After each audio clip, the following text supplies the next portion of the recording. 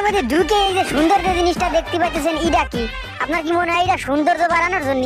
আসলে না, যত বড় একটা গেট আপনারা হাইটে আসেছেন, মাঝখানে দাঁড়া দাঁড়া 3-4 লিটার পানি খেয়েছেন, তারপরে আপনার মনের মধ্যে শান্তি নাই।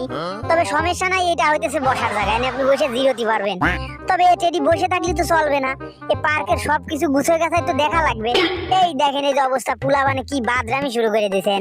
বলো বারা ইডা কি দেখেন, ঘোড়ার মধ্যে পুলাবান বসে কিভাবে নাচানাচি করতেছে। অনেকে ভাবতে পারে নেব না জীবন্ত ঘোড়া, আসলে না, এই ঘোড়ার মধ্যে কোনো জীবন নেই। এ হচ্ছে স্প্রিং এর ঘোড়া। এই ঘোড়ায় উঠবেন, 32টা দাঁত নিয়ে যখন নামবেন তখন ডাক্তারের কাছে খুঁজে দেখবেন দাঁত 4-5টা অটোমেটিক নাই। আর এই সাদা লাল সানেক নিয়ে আসছে আমার সেফটি দেওয়ার জন্য।